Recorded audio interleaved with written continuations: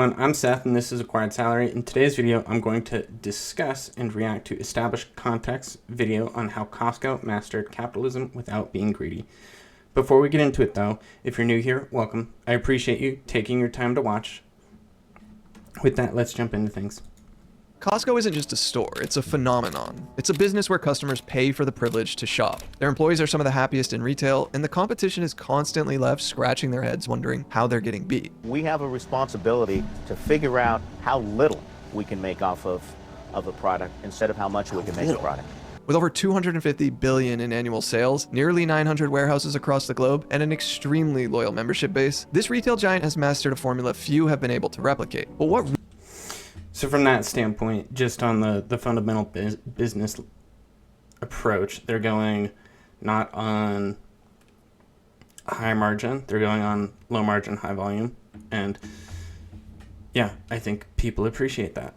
really sets Costco apart is its relentless focus on simplicity and value. They sell everything from diamond rings to bulk deer meat, all under the same roof. And somehow, they convince people to leave with more than they originally planned to buy. And let's not Oh yeah, that's true. Every time I've gone to Costco, even if I'm just going to Costco because they're the only store around that carries a specific thing, I have never gone into Costco and walked out without spending at least $100, and usually it's closer to $200 or $300. Because if I'm at Costco, I might as well get the bulk stuff anyways. forget customers' favorite, the $1.50 hot dog combo, a meal that hasn't changed its price since 1985. And they sell Just kind of like Arizona tea, they're still 99 cents. They don't need to raise their prices because they don't have a debt. And I'm curious if he's going to get into how much debt Costco has, because that is going to be a huge contributing factor to whether companies are concerned about pricing power or not.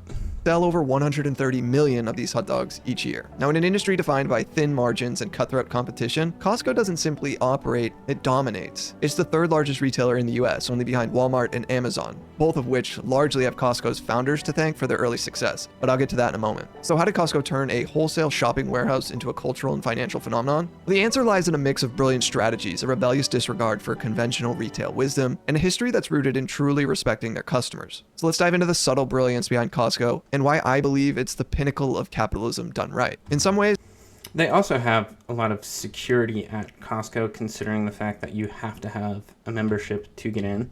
And they even have a lot of Costco's now, if not all of the Costco's now, require you to scan your membership ID when you're going in. And then when you're exiting, they do a receipt check. How accurate those receipt checks are depends on how busy the Costco is. But from that standpoint, they are doing what they can to make sure that they're not having any theft, or I think shrink is the term.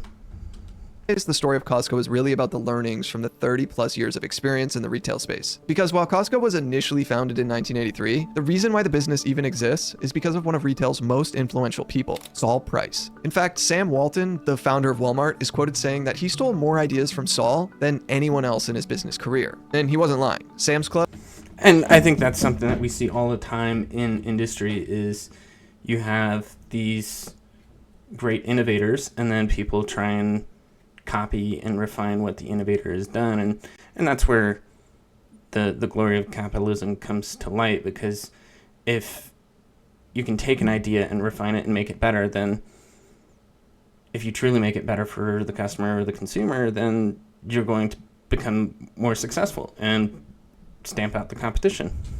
Yeah, that was a direct result of a dinner with Saul, where Sam learned the ins and outs of this business model. See, Saul was originally a lawyer, but he turned into a retail visionary who completely disrupted and reshaped the conventional shopping experience. In 1954, he purchased a warehouse in San Diego, California, where he was living at the time, with his mother as the listed buyer. Unsure at what kind of business to run, he ended up renting the space from her as he brainstormed ideas. Now, around this time, a membership-based bulk grocery store called Fedco was gaining popularity. They sold discounted goods exclusively to federal government employees, primarily postal workers. Now, inspired by their model, Saul approached Fedco with a proposal to collaborate and expand their operations into his warehouse. But Fedco declined. They weren't interested. So Fedco blundered an excellent opportunity right there. It's kind of interesting learning this history. I didn't know that Costco got its start like this, and it's kind of similar to hopefully it's not exactly similar to McDonald's, because there was a McDonald's documentary on how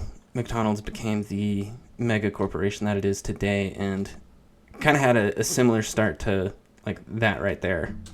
Saul decided to take the concept and refine it himself. He launched FedMart, a store that sold goods at rock-bottom prices but required a membership fee to shop, an innovative idea that laid out the foundation for the warehouse retail. And when it comes to membership fees, if it's anything like the gym, is you probably are shooting to have more memberships than the store can actually hold and has the capacity for, if it's anything like the gym memberships, because gyms are profitable because it's the law of large numbers, essentially. It's like you got a lot of people that have a gym membership, but how many of them actually use it? Not many. I think don't quote me, but it's something like 10% of gym membership users actually use their membership on a consistent basis. And I would say Costco has a pretty good target market, because how many people need to go buy in bulk all the time? How many people are... I often don't go to Costco unless it's, every 2-3 months, if not longer periods of time. Model. But there was a few reasons why this idea of wholesale warehouse shopping hadn't really been pioneered before. One of which was it previously used to be illegal in the United States to sell goods below the manufacturer's price. The term discounter basically meant you were selling it below that forced retail price. But this law was only for retailers that were open to the general public. So with Saul's legal background, he concluded that if you were a membership club, you technically weren't open to the public. And this is how he sidestepped this barrier at the time and was able to sell below the manufacturer's minimum price. Now, I promise this brief history lesson ties heavily into how Costco is what it is today. FedMart was... I'm trying to think through the legal reason, but in terms of you can't sell below the manufacturer's prices, probably as it associates or relates to theft. Like if you stole the good, then any price that you sell it, even if it's below the manufacturer's price, would still be profit for you. But I don't know. I'm curious how that law came to be, but still, it sounds like a creative way of getting around it, not being open to the general public by having memberships. Was initially fairly successful, but it needed more capital to expand. So in 1959, FedMart went public on the New York Stock Exchange. And as some years passed, Saul was content with the success he had, and he was ready to explore a sale of the company so that he could retire. And in 1975, FedMart was bought by a German retailer. But the retailer had a different idea on what they wanted to do with the business, and ultimately this led to a falling out between Saul and the new owners. In fact, the German retailer kicked Saul and his son out of the company, and he was enraged by this, so much so... I mean, that's not surprising if you're undergoing an acquisition, especially if you're the founder and CEO. Eventually, you're going to be forced out of the company, because as it is with any business, the figurehead, the leader, becomes the bottleneck if growth is not being obtained as fast as you would like. So that it lit a fire under him to start over and try to take this business model to new heights. I don't believe that was his real reason. No, I think he was on an ego trip. I think he figured he was going to become the retailing giant in the world. So in 1976, he started a new venture called Price Club. He ended up taking some former employees from FedMart, one of which was a man named Jim Sinegal. Now, during this time, that German retailer that purchased FedMart, well, they failed to maintain the success of the company, and as a result, FedMart closed down in 1982. But by now, Price Club was up and running, but it was limited exclusively to business members who could purchase a wide range of supplies and wholesale items. This was for businesses like restaurants, gas stations, or even other smaller stores. Jim Sinegal, who I mentioned previously, had spent years working under Saul at FedMart and Price Club, but he was instrumental in slightly shifting this business model to also include general consumers who weren't a part of a small business. This change is something that completely changed the trajectory of the company over the years, and we of course see it in effect today at Costco. Jim started bagging groceries for Saul back in the day and worked all the way up to become the executive vice president of merchandising, distribution, and marketing. So it's safe to say this warehouse shopping model wouldn't have existed without Saul Price, but it's also safe to say Costco wouldn't be what it is today without Jim Sinegal. Eventually, in 1983, Jim Sinegal teamed up with a man named Jeff Brotman, and they founded Costco in Seattle, Washington. Price Club and Costco eventually merged in 1993, originally called Price Costco, but by 1997, they just changed the name to Costco. Now, this is where we get into some of the really... Keep it simple, stupid, so simplifying the name is great, and yeah, Price Costco would probably be shortened by most people anyways. interesting aspects to this business model. Costco is a masterclass in how to do business differently while still succeeding. With nearly 890 stores worldwide, the company posted a staggering $254 billion in revenue in 2024 and an impressive $7.36 billion in net income. But here's the twist. Nearly $4.8 billion of that income comes solely from membership fees, which Exactly what I was talking about earlier. A lot of the profit is going to come from membership fees and not actually like the sale of goods. And I think this is, again, similar to gyms, but when it comes to Costco having their prices so cheap, the more members that they add that don't actually utilize their membership means they can continue to provide cheaper prices, especially if they're not looking to maximize their margin. makes up only about 2% of total revenue, but accounts for more than half of their profits. It's a brilliant, subtle strategy. By charging an upfront fee, Costco locks in customer loyalty and creates a psychological incentive. If you've already paid for the privilege to shop, you're more likely to shop there and then, as a result, spend more. The design of Costco stores plays directly into this psychology. While a store like Walmart... But again, Costco also has a lot of loss leaders, like their hot dogs, I think their pumpkin pies, like during the holiday season, they have a massive pumpkin pie, and you can't even buy the ingredients for that pumpkin pie at the price that they're selling the fully made pie. Walmart focuses on options, having over 150,000 SKUs. Costco operates with just 4,000. I was going to say that's a lot of SKUs, 150,000, but only 4,000 at Costco. It definitely simplifies the logistics and back end and overall logistics that you have associated with the store, which means fewer logistics employees and SKUs, or sometimes even less than that. This curated approach reduces decision fatigue and allows the company to move products fast. In fact, Costco sells through its inventory over 12 times per year, far outpacing competitors like Walmart at 8 times or Home Depot at 5 times. Now, this high turnover, combined with strategic purchasing agreements, enables Costco to effectively use its suppliers' money to finance operations. Products are often sold before Costco even needs to pay for them. This is because generally companies will pay suppliers on a net 30 basis. But this ends up creating a negative cash conversion cycle. This lets the company operate without heavy reliance on debt. And this is just one of the ways in which they've streamlined their business. Now, there's also the treasure hunt. Costco's inventory is constantly changing, whether it's a pair of running shoes one month or a discounted grill the next. This not only sparks excitement, but also triggers fear of missing out, nudging customers to buy now rather than to wait. It's subtle, but it's a psychological nudge that drives impulse purchases and boosts sales.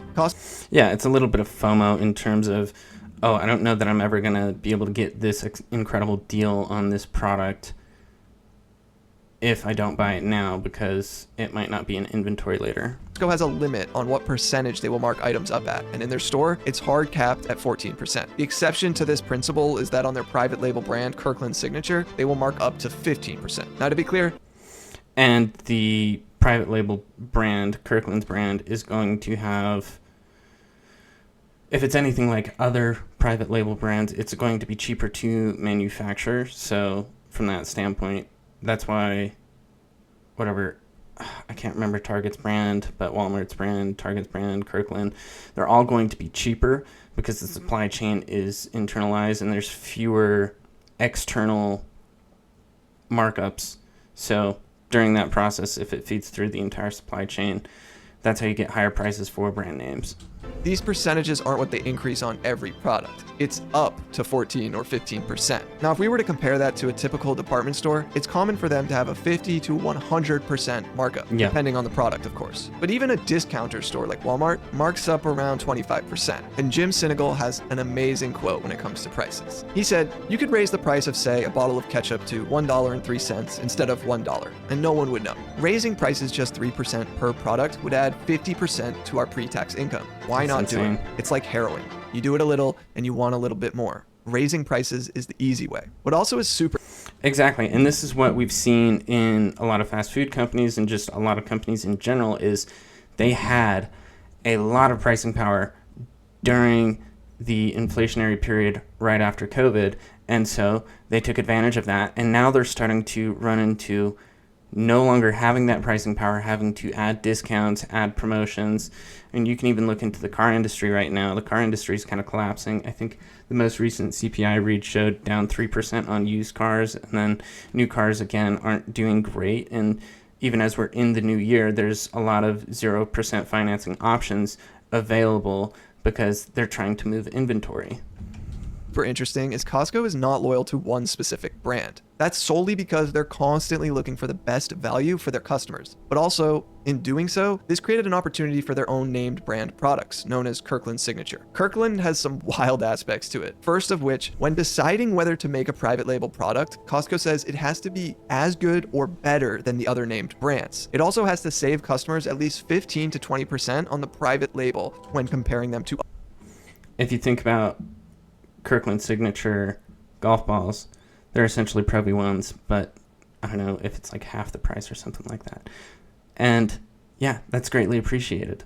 So it's great that they have this philosophy on we're only going to enter into markets where we actually have a competitive advantage. Other brands. And Jim is quoted saying that the suppliers that manufacture their private label products often are the same ones that make the name brands. So it's essentially the same exact formula, except Costco is selling them under their own name and for less money. Kirkland Signature alone does more in revenue per year than Nike by over $1 billion. That is it's insane. technically the largest consumer packaged good in the world, but that's kind of a misnomer because they sell so many different items. Yeah, I was going to say Nike, on the other hand, is specific to kind of sporting goods, sporting clothes. So because Costco is in more markets, it does make sense that they have more profit. However, most private label items will use different names for different categories, but Costco was like, nah, we're just going to use the same one. They didn't want to jump through all of these hoops in other countries trying to clear different names for multiple trademarks. And the name Kirkland refers to Kirkland, Washington, where Costco's first office was located. Now, ultimately, what Costco has that others simply don't is this immense amount of leverage from their large number of memberships. And they use this to negotiate with suppliers for the lowest possible prices. And this isn't just only good for their consumers, it has a wide range of benefits. I found Costco's code of ethics extremely interesting, and here they are in order. Number 1, obey the law. Number 2, take care of our customers.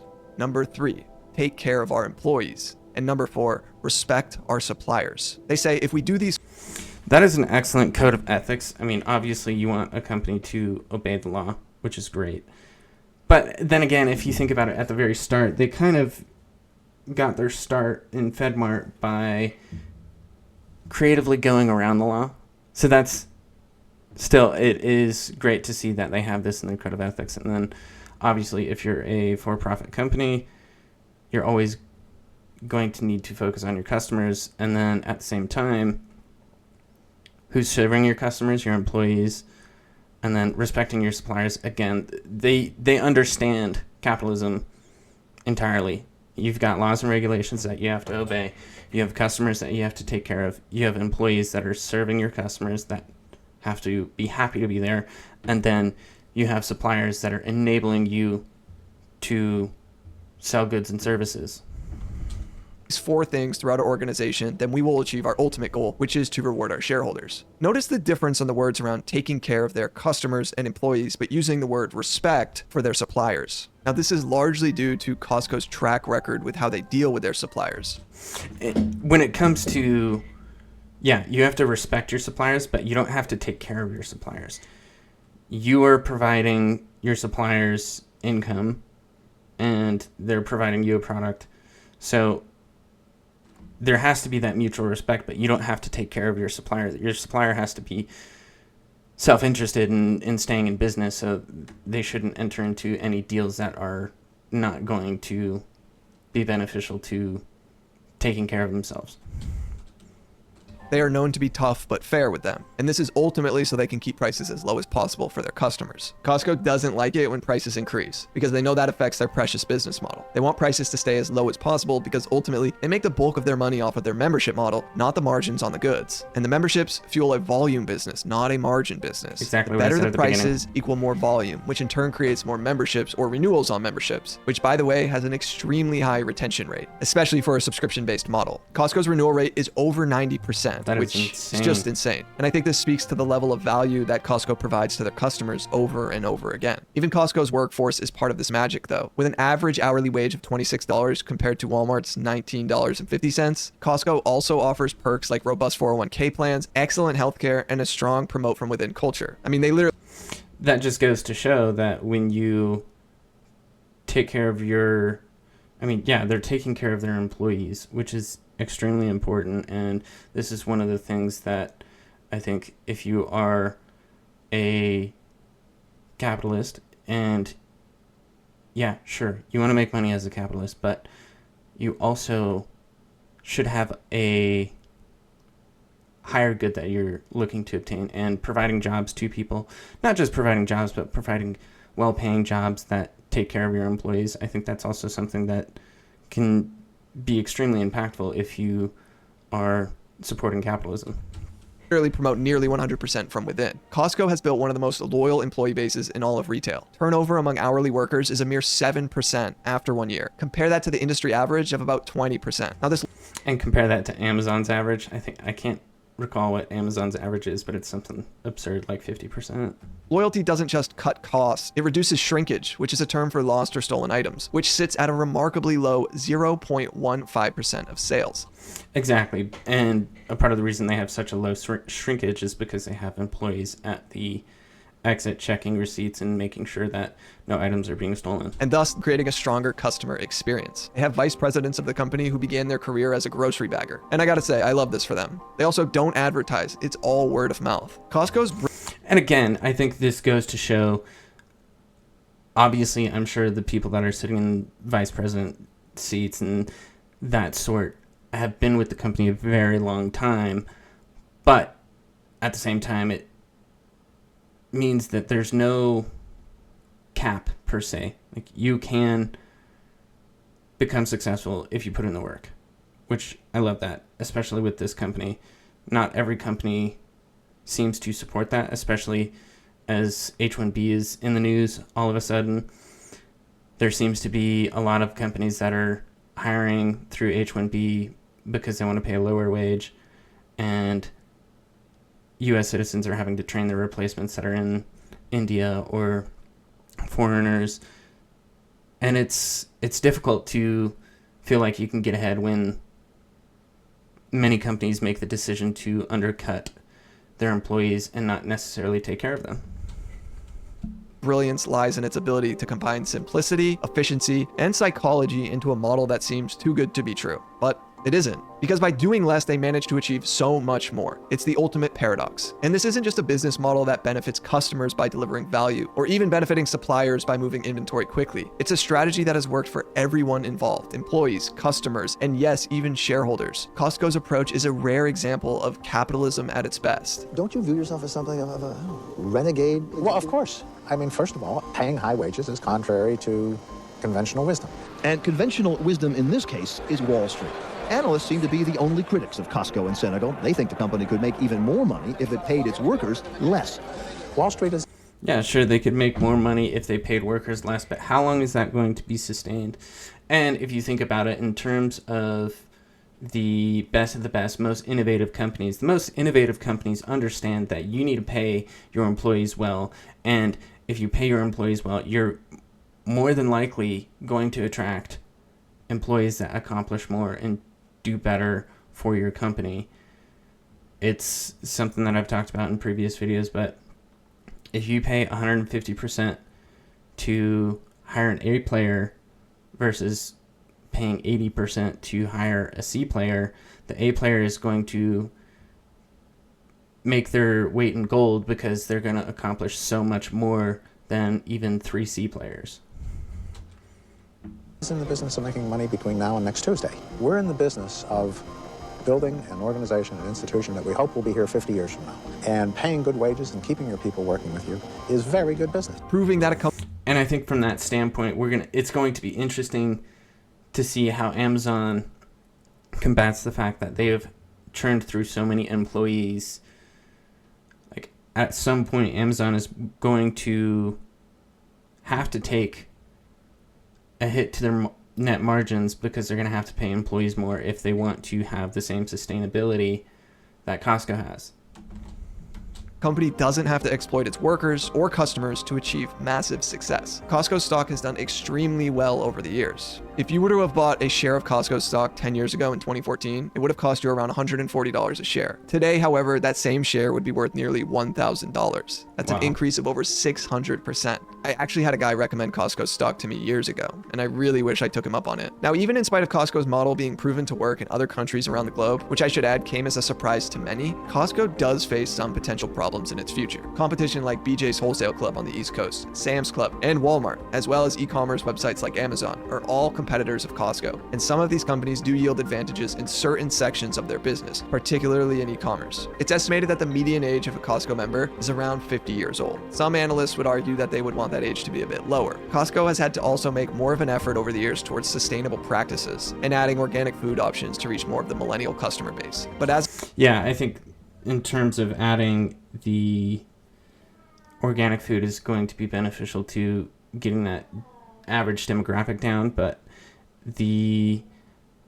I'm curious because if the average age of their membership is 50 years old, how many of those 50-year-olds are still paying for their kids? I would take a guess that it's actually quite a bit, and so the demographics might be slightly skewed, and it's only when the parents per se cut the kids off of the membership in order to actually cause the younger generation to get a membership and lower that average demographic age.